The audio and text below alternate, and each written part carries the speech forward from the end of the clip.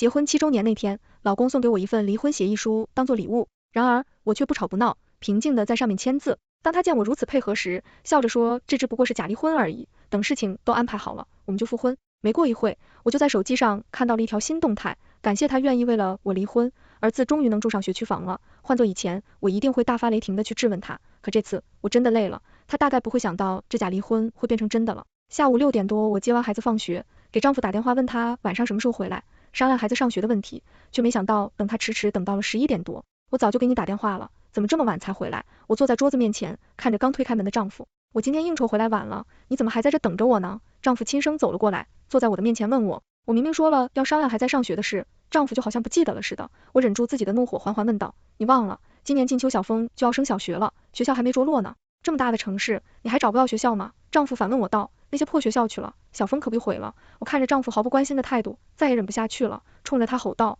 那些学校怎么了？咱们不也是从那些学校走出来的吗？就是因为我们是从那个学校走出来的，我才不能让小峰去。你看看你现在混成什么样子，你也想让小峰长大后和你一样啊？那你说怎么办？丈夫还是那一副毫不在意的样子。我没再正眼看他，平复了一下我的心情后，我一字一句认真道，掏钱去重点小学上。丈夫立马变了脸色，我看着他着急的样子，连忙伸手指着了他的话语，你也别和我说那么多，孩子也是你的孩子，你但凡操点心就把这个钱出了。多少钱？25万。叶运秋，你知道咱们家啥条件吧？这个钱咱们拿不出来。丈夫冲我吼道，你冲我养什么？孩子还在睡觉呢。再说了，咱俩拿不出钱，还不是你没本事。陈小鹤，钱的事我不管，这也是你的孩子，你必须给我想办法，把钱给我凑出来。我的声音越说越大，像是要把这些年受过的委屈都喊出来。说着说着，我眼泪就落了下来。丈夫哑口无言，好半晌才无奈的开口说话，行了，别哭了，我知道了，我来想办法。他说完就起身从我对面离开，进了浴室，我先洗个澡，你先去船上睡吧。丈夫闷闷的声音从浴室传来，我抹了把眼泪，也从桌子前离开，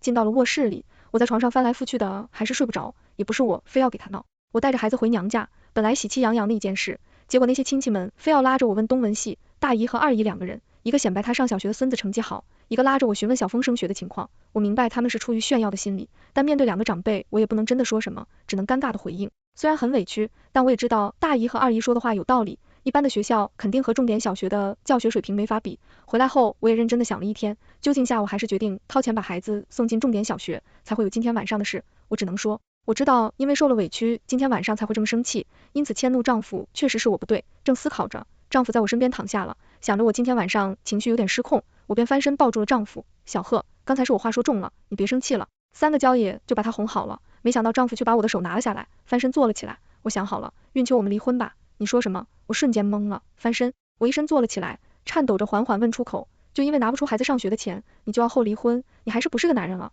我捶打着丈夫，眼泪翻涌而出，到我哭了。丈夫连帮把我的手牵过去安慰我，哎呀，老婆你理解错了，我说的是假离婚，假离婚，我在。她擦了擦泪水，怀疑的看向丈夫，是的，假离婚。丈夫握住我的手，咱们现在买学区房，就不享受首套房购房政策了，要是咱们离婚，用我的名义再买一套学区房，这样不就解决了学区的问题吗？我罩你。丈夫是从农村来的，我俩大学相识，在一起5年。一开始我父母嫌弃他家庭不够好，怕我嫁过去吃苦，我就每天都给他们做思想工作。丈夫也很努力的在城里买下的这座房子，虽然它不是新楼盘，地段也不好，但我父母好歹也是同意了。现在我嫁给丈夫已经快10年了，我们这个小区也早就被划到了老城区范围。我撇嘴道，你说的轻巧，咱们这个老婆小能卖多少钱？就算把我们的积蓄全掏出去，也不过买一个学区房啊。我当年是一个学同学，在重点小学里面当老师，回头可以请人家来家里吃顿饭，顺便见见孩子，聊下孩子的重点班的事。听到这里，我确实是有点心动了。那你那个大学同学好说话吗？不会嫌麻烦吧？我又担心道，是我们大学的班长，他当初和你的关系还不错呢，你还记得吗？你把他约咱家来，咱们好好聚一聚聊一聊，说不准他就同意了呢。班长以前那么乐于助人，看出我的担心，丈夫又乘胜追击的道，老婆，反正都是为了孩子，我们当父母的。话说到这，我就只好先点点头同意了。本来这么多年都没有联系了，我心里还有些犹豫，但想想小峰，想为了孩子，咬咬牙还是把电话打过去。喂，是冰冰吗？我率先开口询问道。我是一阵悦耳的女声从电话里传来，我呀，叶运秋，老同学还记得我吗？我将声音尽量放得温柔，啊，是运秋啊，我当然记得呀，找我有什么事吗？是，我还真是有事找你，今晚来我家一起吃顿饭吧。我们面对面说，我的手心都有些出汗了。你说那么多年我都没有联系过人家，现在一开口就是求帮忙，生害怕会遭到拒绝，却没想到叶冰冰意外的好说话。好啊，你把地址发来，我晚上上课就去。挂了电话我才长舒了一口气，连忙给丈夫分享这好消息。晚上我做好饭，等着丈夫回来和叶冰冰的到来，门口传来一阵说笑声，门咔大一下开了，丈夫和一个陌生女人有说有笑的走了进来，那个女人率先看到了我，跟我打招呼，韵秋，好久不见。听这个声音我才认出来，冰冰，你来了，真是好久不见，我都有些认不出来你了。我连忙笑着将她迎进来，招呼着她坐下。随后我丈夫也在我身旁坐了下来，那么多年没见，是变了好多啊，不过韵秋你还是那么漂亮，我一眼就认出来了。叶冰冰笑着坐下，哪有的是生过孩子的人了，还谈什么漂亮啊，不像冰冰姐你30多岁了，一点都看不出来。我笑着回应道，这我可不是恭维，叶冰冰确实在皮肤状态、身材上都比我好一大截，不管我再怎么保养，生孩子对我的伤害都是不可逆的。我丈夫也不止一次说过，我肚子的皮肤比起以前松多了，即使我一段时间天天泡健身房都没能改善，不像叶冰冰，她今天穿了一个短款吊带背心，外面套着一件轻薄的防晒衣，一抬手就能看见她的肚子，和我这个生过孩子的差别太大了。她看着像一个刚出社会的大学生，而我再怎么锻炼保养也能看出来已经是个妇人了。我压下心动的其他心思，想着吃饱喝足后怎么和冰冰提这件事情。谈笑间，叶冰冰轻飘飘地说，韵秋，你中午说有事找我帮忙，是什么事啊？我有些紧张，让她吃完饭再说。没事，说完再吃也一样嘛。不然你不说我总感觉是我在占你们两口子的便宜似的。叶冰冰笑着回答道。我扭头看着丈夫点了点头，对上叶冰冰笑意映的眼神，怀着忐忑不安的心情将事情讲清楚了。有了叶冰冰这番话，我和丈夫很快离了婚，房子和孩子都归她的名下。丈夫把房子卖了后，一个人首套房买下了一套学区房。付完首付后，丈夫连忙回家告诉了我这套消息。就这样，我们一家人搬到了出租屋，我仍然是照顾孩子，丈夫则是一边看顾着学区房装修的进度，一边上班。可是自从买了房子后，丈夫回家的越来越晚，我问他却说是学区房那边的事，让我别操心。可是今天洗丈夫衣服的时候，竟然从他的裤子口袋里摸出来一管润唇膏，丈夫绝对不会用这种东西。挣扎再三，我还是给孩子奶奶打个电话，让她帮忙照看一天小峰，而我决定去丈夫公司门口等他下班，跟踪他看看他究竟是不是在忙学区房的事。丈夫7点下班，我在他公司对面的咖啡厅看着他上了车，连忙叫了一辆出租车跟了上去。我一路跟着丈夫进了小区，到了丈夫买的学区房门口，看着他进去关了门，我才放下心来。看来还是我想多了，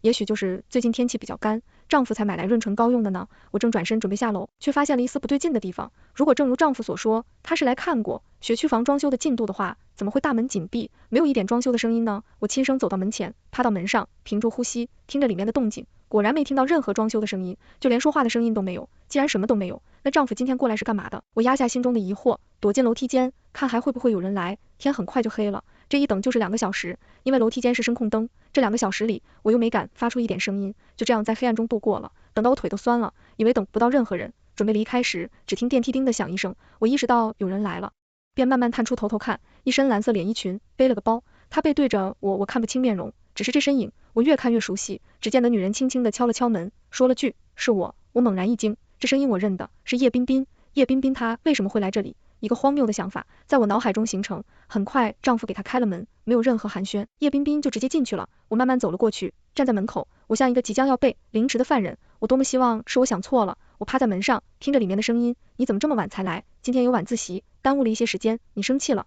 怎么会？我想你还来不及呢。说话的声音停了，取而代之的是一阵黏腻的声音，叶冰冰。剑幕降临，华灯初上，城市的喧嚣声透过窗户传进这个冰冷的房间，而我的心却如同置身于冰窖之中。我望着窗外的灯火阑珊，心中充满了迷茫和无助。他们说的每一个字都如同重锤，狠狠地砸在我的心上。我无法相信，这个曾经与我山盟海誓、承诺相伴一生的男人，说出如此薄情寡义的话。泪水模糊了我的双眼，我心如死灰地回到了家，不敢相信我爱了10年的丈夫，竟然真的出轨了，我还被他骗得渣都不上。我知道，我的人生即将迎来一场巨大的变革，我不能再容忍这样的欺骗和伤害，我要为自己和孩子争取应有的尊严和权益。陈小鹤，既然你敢如此对我，也不要怪我心狠。从我听到他们2个人的龌龊事，我选择没有推开门时，我便开始为自己打算。现在我和他已经离了婚，孩子和房产都在他那里，我还不能和他撕破脸。家中的布置依旧温馨，可我的心却已冰冷如霜。当老公进门的那一刻，我努力挤出一次笑容，装作什么都不知道的样子，故意轻声问道，老公你回来了，赶快洗手来吃饭。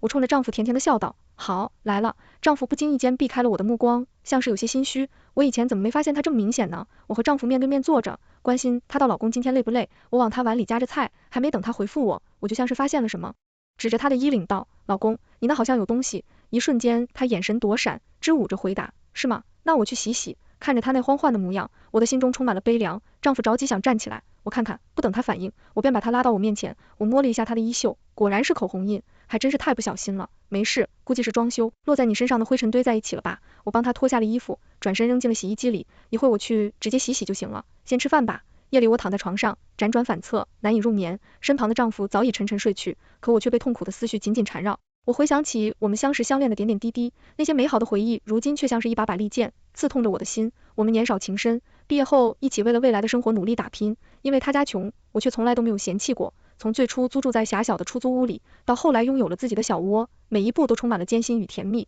然而不知从何时起，一切都开始变了。或许是生活的琐碎磨灭了曾经的激情，或许是外界的诱惑让他迷失了方向，但无论如何，他的背叛都让我感到无比的绝望。第二天清晨，阳光透过窗帘的缝隙洒在房间里，可我的心情却依旧隐埋。老公醒来后，看到我红肿的双眼，关切地问：老婆，你怎么了？没睡好吗？我别过头，不想让他看到我眼中的悲伤，淡淡的说：没事，只是做了个噩梦。他轻轻地将我拥入怀中，安慰道：别怕，有我在。那一刻，我的心中五味杂陈，他的怀抱曾经是我最温暖的港湾，如今却让我感到无比的讽刺。我不知道自己还能在这场虚假的婚姻中坚持多久，我的内心也在不断的煎熬着。一方面，我还对老公抱一丝幻想，希望他能回心转意；另一方面，我又清楚的知道他的背叛已经无法原谅。起床后，我像往常一样贴心的为丈夫准备了早餐，并说道：老公最近为新家辛苦了，但是也要注意身体呀。他笑着答应我会照顾好自己。不管我在如何纠结，他背叛我都是事实。我默默地看着他离开的背影，心中暗暗发誓，一定要让他为自己的所作所为付出代价。